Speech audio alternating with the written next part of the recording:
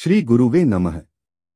मित्रों, आज हम इस वीडियो में श्री यंत्र के विषय में बात करेंगे। श्री यंत्र का सरल अर्थ है श्री का यंत्र अर्थात गृह है, क्योंकि गृह में ही सब वस्तुओं का नियंत्रण होता है। श्री विद्या को जानने के लिए उसके गृह श्री यंत्र की ही शरण लेनी होगी। श्री अर्थात श्री विद्या की परीक्षा से ज्ञात होता है कि वह उपास्य और उपेय दोनों हैं। उपेय वस्तु को उनके अनुकूल स्थान में ही अन्वेषण करने से सिद्धि होती है। उत्तर भारत एवं दक्षिण भारत में स्थित श्रीनगर नामक स्थानों की भी सार्थकता सिद्ध होती है, क्योंकि इतिहास इस बात का साक्षी है कि इन नगरों में श्री विद्या के उपासक अधिक संख्या में मिलते थे या थोड़े बहुत पाए जाते थे। यह विश्व ही श्री विद्या का गृह है। यहाँ विश्व शब्द से पिंडांड एवं ब्रह्मांड दोनों का ग्रहण होता है। मायांड प्रकृत्यंड में भी स्थूल सूक्ष्म रूप से इन्हीं के अंतर्गत आ जाता है। त्रिपुर सुंदरी का चक्र ब्रह्मांडकार है और नव चक्रमय देह भी है। संक्षेप में श्री शब्द का अर्थ है श्रयते यासा श्रीयः, अर्थात जो श्रयण की है वही श्री है। श्रयणार्थक धातु सकर्मक है, अथ वह कर्म की अपेक्षा रखता है। आगम अर्थात गुरुपदेश तथा प्राचीन परंपरागत व्यवहार के अनुसार श्री का श्रयण कर्म हरि अतिरिक्त अन्य कोई नहीं हो सकता। अथ जो नित्य परब्रह्म का आश्रयण करती है वही श्री है। या यह शंका हो सकती है कि यह ब्रह्मा को श्रयण करने वाली वस्तु यदि नित्य है तो द्वैत हो जाता है, और यदि अनित्य है तो घट पटादि की भांति यह भी ब्रह्माश्रित हुई है। फिर इसे अलग पदार्थ मानने की क्या आवश्यकता है?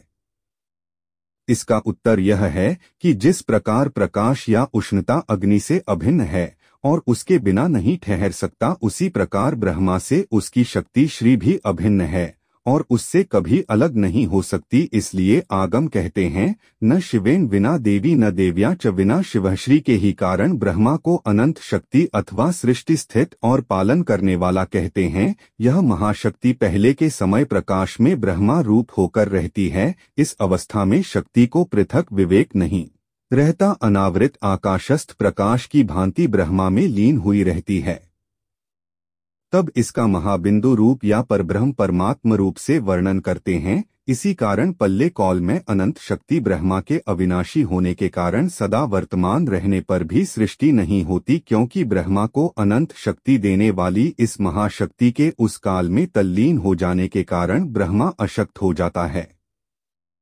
जिस प्रकार दिन में भी निरावरण आकाश में सूर्य का आतप बिना पक्षी मकान छाता आदि के स्वयं प्रकाशित नहीं होता है, उसी प्रकार अनंत शक्ति ब्रह्मा के रहते भी इन शक्तियों की भी शक्ति के सम्मुख हुए बिना इस भ्रम में कोई शक्ति नहीं आ सकती, क्योंकि वह स्वयं निर्गुण निष्कल निरंजन है।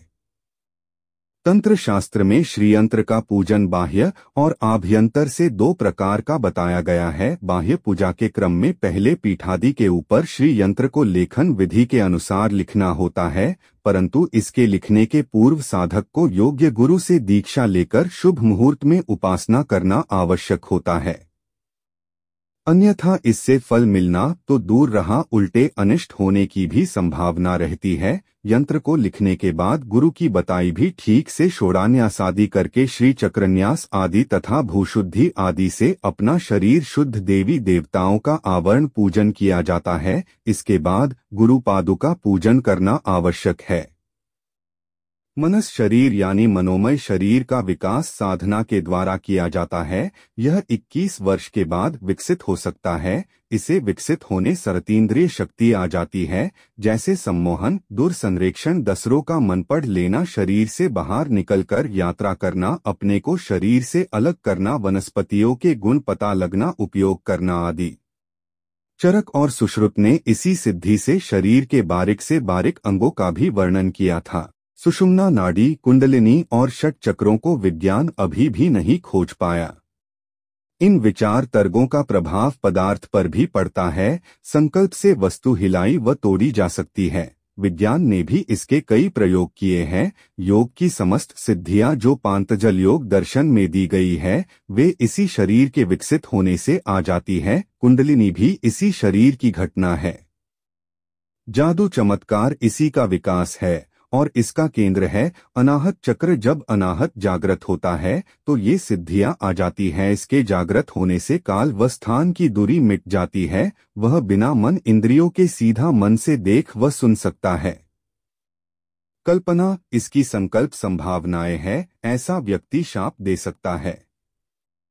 पुराण शरीर को इसी उपलब्ध व्यक्तियों द्वारा लिखे गए हैं, किंतु उनकी भाषा प्रतीकात्मक होने से वैज्ञानिक उन्हें समझ नहीं पाते। ऐसे व्यक्तियों ने प्रेतात्मा को जाना। मृत्यु के बाद जीवात्मा कहाँ जाती है, कहाँ कैसे रहती है, कैसा अनुभव करती है, कौन इन आत्माओं को ले जाता है, पुनर्जन्म कब और कैसे होता है, गर्भ में जीवात्मा का प्रवेश कब होता है, स्वर्ग और नरक कहाँ है आदि की जानकारी ऐसे व्यक्ति ही दे सकते हैं जो मनोमय शरीर या मनस शरीर को सक्रिय कर लेते हैं। यही वेदांतन का मनोमय कोश है।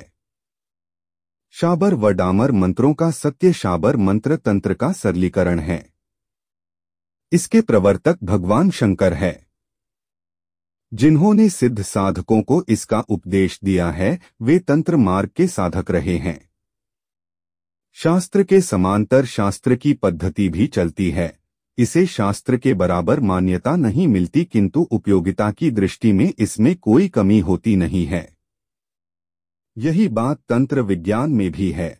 शाबर मंत्र शाखा की महत्ता को प्राप्त नहीं कर सका, परंतु तंत्र विज्ञान में ठीक बैठ गया। इसलिए जन कल्याण हेतु इसका प्रसार किया गया है। मित्रों, अगर यह वीडियो आपको अच्छी लगी हो तो कृपया इसे लाइक और शेयर करें और इस चैनल को सब्सक्राइब करें। धन्यवाद।